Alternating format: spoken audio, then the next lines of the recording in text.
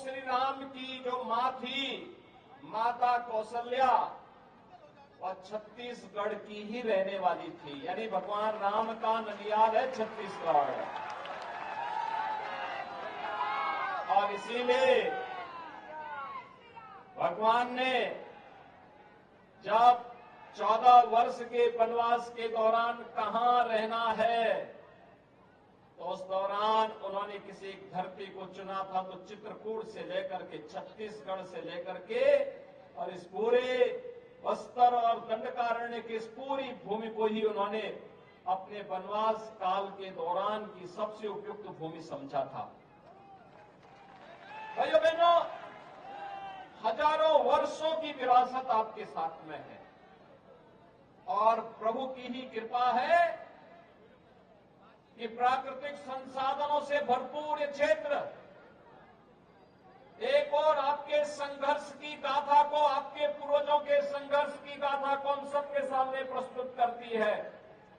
लेकिन दूसरी ओर जिन लोगों की निगाहें इस प्राकृतिक धनी, प्राकृतिक संपदा पर है, वे यहां पर माफिया राज, अपराध और नक्सलवाद को बढ़ावा देकर के, यहां के सामाजिक ताने बाने को छिन्न भिन्न करके, यहां असुरक्षा का वातावरण पैदा करके, यहां के नौजवानों और यहां के नागरिकों के बीच में, भोले भाले नागरिकों के बीच में, वनवासी आदिवासियों के बीच में अविश्वास की स्थिति पैदा करके उन्हें गुमराह करने का प्रयास भी कर रहे हैं।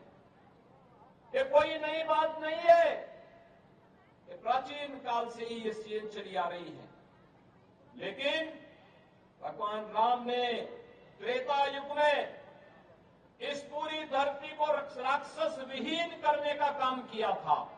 और आज तो हमारा सौभाग्य होना चाहिए कि भगवान राम की पावन जन्मभूमि पर 500 वर्षों के इंतजार के बाद आज भगवान राम का भव्य मंदिर का निर्माण हो रहा है। और जनवरी में प्रधानमंत्री मोदी जी के कर कमलों से रामलला अपने पावन मंदिर में विराजमान होंगे। तो उस समय उत्तर प्रदेश और देश के ज्यादा खुशी तो छत्तीसगढ़ वासियों को होनी चाहिए, क्योंकि भगवान राम का ननिहाल तो छत्तीसगढ़ है। और इसीलिए आज मैं आपके पास आया हूं आपसे कहने के लिए कि अयोध्या में राम मंदिर का निर्माण भारत के अंदर राम राज्य की उद्घोषणा की शुरुआत है।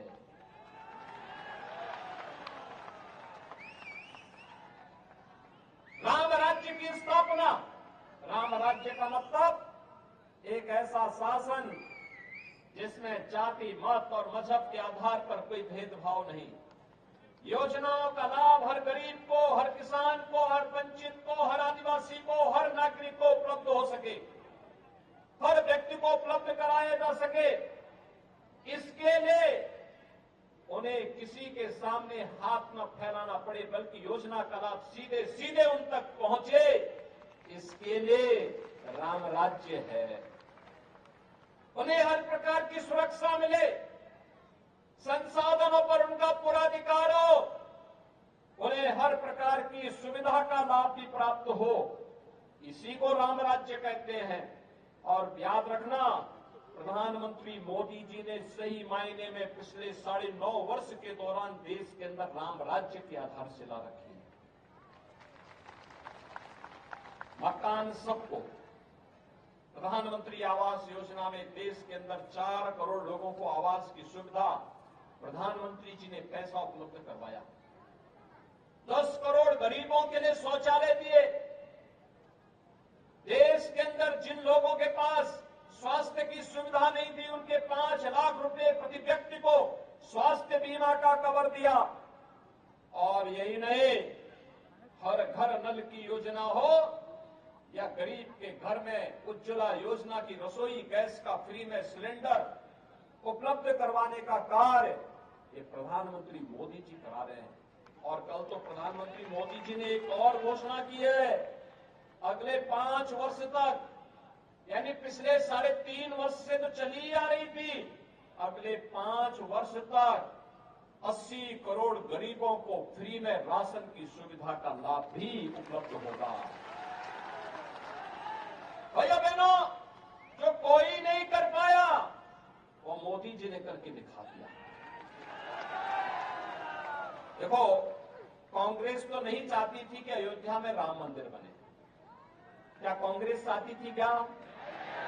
अगर कांग्रेस चाहती 1947 में, 48 में, 51 में, 52 में, 53 में, 54 में या उसके बाद भी लंबे समय तक उनकी सरकार रही, उन्होंने कभी अयोध्या में राम मंदिर का निर्माण नहीं करने दिया, विवाद खड़ा किया, राम भक्तों को मरवाते थे, पिटवाते थे, उनके सहयोगी गोली चलवाते थे।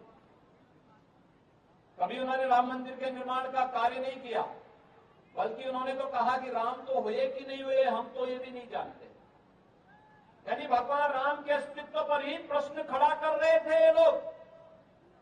तो इनसे कैसे उम्मीद कर सकते हैं कि आपके सम्मान की रक्षा करेंगे? कैसे आपकी आस्था का ख्याल ये लोग रखेंगे? इनसे उम्मीद ही नहीं की जा सकती है। याद रखना, मोदी जी प्रधानमंत्री बने और उत्तर प्रदेश में मुझे अवसर मिला, डबल इंजन की सरकार आई, राम मंदिर की सारी माथा धुली। आज राम मंदिर बन रहा है ना। भाइयों बहनों, हम लोग तो जो बोलते हैं वो करके दिखाते हैं, जो बोला उसको कर दिया, क्योंकि हमारे लिए अपना कुछ नहीं है, जो कुछ है देश के लिए है, समाज के